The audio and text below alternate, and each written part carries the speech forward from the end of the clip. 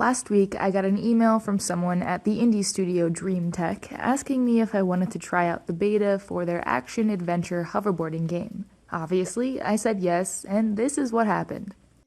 Okay, yeah, it took me a while to figure out how to control my board effectively, but once I got the hang of it, I was having an absolute blast. Riding your board around is kind of like surfing or skating. You can't just endlessly boost your way across the map, and instead you need to gather speed on downhill slopes in order to make it back uphill at a decent pace. So if you want to make it further in the game, you first need to figure out how to control your board. There are some little tutorials that explain a lot of the mechanics, but I think the best way to learn is by doing. And so I died a lot. But I had fun doing it, so that counts for something, right?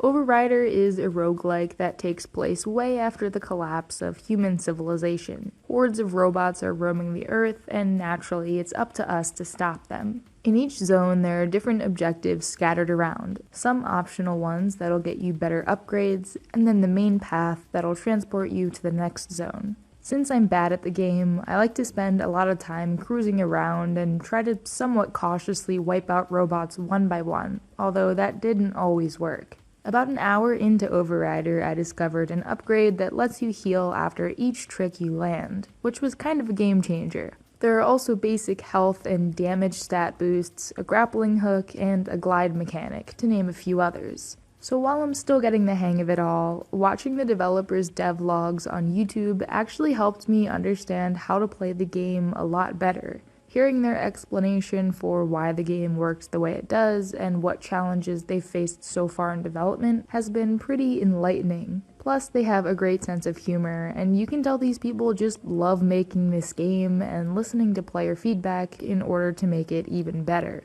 And they've already done a fantastic job so far. Overrider feels completely fresh. It breaks up that typical monotony of your average roguelike shooter by making movement more important than combat. You have to do tricks to charge your board, and in later areas, rewards and upgrades require you to do some light platforming too. And where you can go is limited only by your skills, so unfortunately, I haven't even made it to this desert area yet, but I plan on honing my skills further so I can get there one day. DreamTech lists SSX, Sonic, and Risk of Rain as some of their inspirations, and I can totally see bits and pieces from each one of those games present here. It sort of reminds me of Hyperlight Breaker, which I know isn't out yet, but it's also an upcoming post-apocalyptic 3D roguelike with a hoverboard. And before this project, the studio created a paper airplane game called Life Slide. And I'm definitely going to have to try this one out next because DreamTech is really good at creating fun movement mechanics. I can't wait to see what they do with Overrider in the future, and I'm really glad to be along for the ride.